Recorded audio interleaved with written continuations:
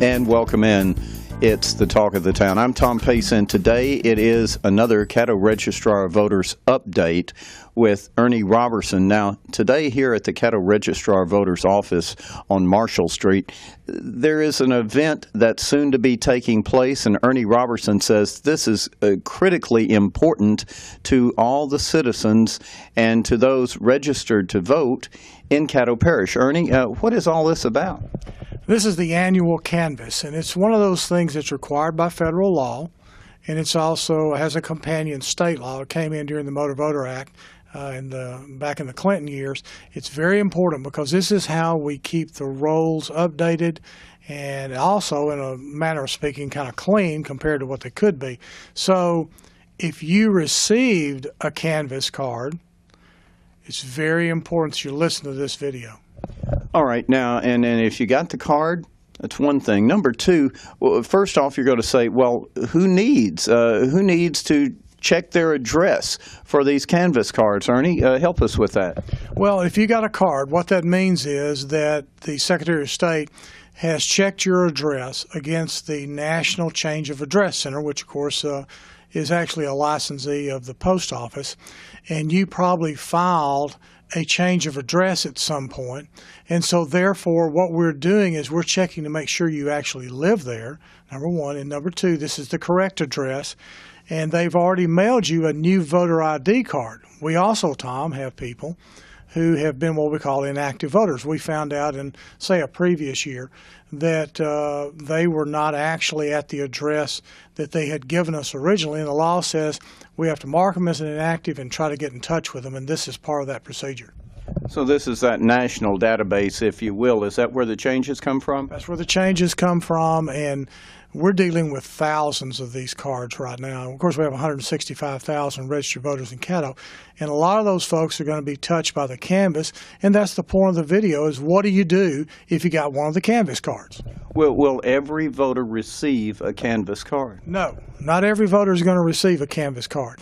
If they ran your current information as a voter against the Postal Service customer list and you still live on the street that you registered to vote on, same address, you won't get a card. But if there is any question that you might not live there, like a change of address or possibly you weren't there in the last election cycle and we knew it, they're going to go back and they have mailed you a canvass card. All right. Now, if we stop and we think about all this, just how important this is a matter of whether you'll be able to vote or not. And what do they do if they do receive a canvass card, the voters? Actually, it's pretty easy, but sometimes it's difficult to really kind of understand that. I've kind of got a little prop over here that shows you a copy, and we, of course, had to take the name and all off of this one, but it has on here the information that you need to fill out. I need to know, it's going to have your name as registered and your voter number up here printed in. But right here, this is the most important part because that's where you put your address. If you live at the address that you received it at, write that address down there, sign your name. If you have a spouse that lives there too, go ahead and have them sign their name and send it on back in. If you receive one of these, you have to fill it out and send it back to us so that we can confirm your address. This is the address confirmation part. The second thing is if you moved and you're somewhere else, you're in another state or in another jurisdiction in Louisiana, another parish, then go ahead and give me your address there because what's going to happen is we'll actually wind up taking you off the rolls here. You can re-register somewhere else. Or, Tom, another thing too that happens sometimes is it goes to someone that maybe we haven't gotten information on yet who's deceased.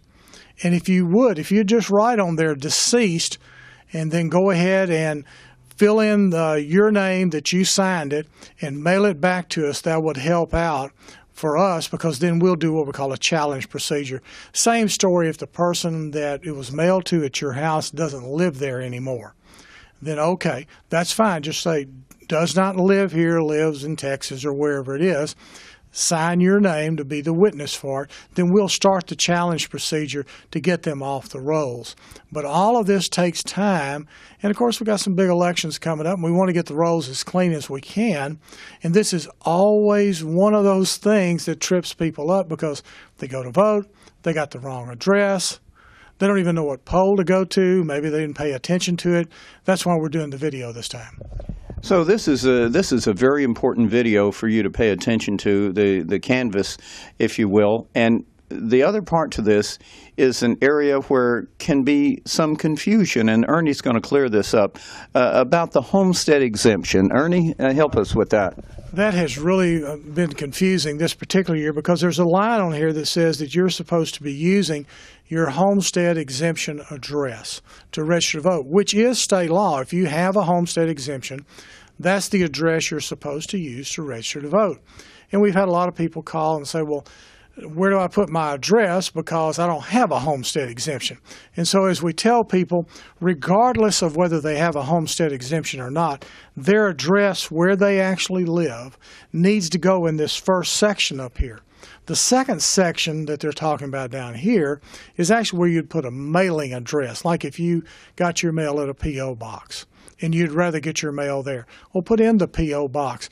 Or if you are filling this out, and let's say you're in a situation where you are at an apartment, then you want to make sure that your apartment number is on there, or your lot number if you're in a mobile home park, or anything like that. But we need the apartment number, we need the mobile home number, we need your address that you get mail at, and then we need for you to sign it down at the bottom.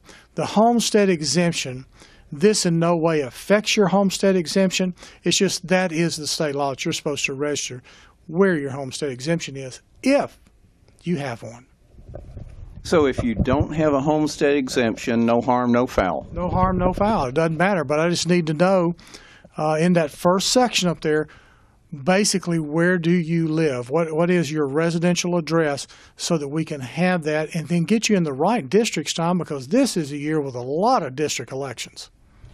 And we know that redistricting has taken place, and a lot of people still are not sure where to vote, and we want to remind everybody, caddovoter.org is the website, caddovoter.org. And, of course, this video will be on that website for those who are now watching. That's great, and if you've got friends, you can remind them, caddovoter.org. Now, Ernie, you stop and think about this. What if you don't send the card back? Is that a bad deal? It's going to cost you time on down the road because what will happen is you'll go, let's say, to your old polling place because you didn't understand what was going on. And when you go to your old polling place, your name probably won't be on there. It's going to be at wherever you had sent in your change of address for. And so you're at the wrong polling place. That's one scenario. The other scenario is that you wind up being an inactive voter and you have to fill out an address confirmation at the polls, which takes more time. You're holding up the line. No offense, this is going to be a big election season. It's like a lot of other things. Everybody's going to be standing around stomping their foot wanting to hurry up and get to vote. And so it costs time at the polls for you, costs time for the other voters too. And this is real simple to solve, Tom. All they got to do, look up on there, where do I vote, on caddovoter.org, check and see if that information is correct, because if your address got changed automatically through a change of address from the National National Change of Address Center through the post office, and the Secretary of State picked it up and changed you over, then all you have to do is look at your card. And if that's correct, go ahead and fill in that correct address right here and sign your name and mail it back to us. And that's all it takes, and life's beautiful and pretty and sweet, and we got flowers growing everywhere. And the beauty of this is that this is so important because it allows you to exercise your right to vote if you have registered. And if you haven't registered, you can still do that on caddovoter.org with Ernie Robertson, the Caddo Parish Registrar of Voters. And he brought up something that's very, very important. 2014 is a very big election year, right, Ernie? It's huge. In fact, I've got a listing here, and we're going to put this into the video, but a listing of what all is going to be on the ballot. We're going to start with U.S. Senate, U.S. Congress. These are things that are possible. district attorney. We've got a Supreme Court judge race too. We've got all the judges, district judges, juvenile judges, city judges are all up for re-election. We've got the reapportioned City of Shreveport districts. We've got mayor of City of Shreveport, school board. That's not all. Justice of the peace. We've got the city marshal, and we've even got some elections in small towns, and that doesn't include, I think there are already 8 constitutional amendments on this ballot. So it's going to be a very busy election season, a lot going on, and the most important thing is know where to go vote, and this is how we start solving the problem. CaddoVoter.org, look, where do I vote? See, it's that simple, and this is very important from Ernie Robertson, the Caddo Parish Registrar of Voters, that this year, this 2014, this election year, will have a lot of races that you'll want to be involved in that will affect you and where you live and who represents you. So in that respect, you should take this seriously.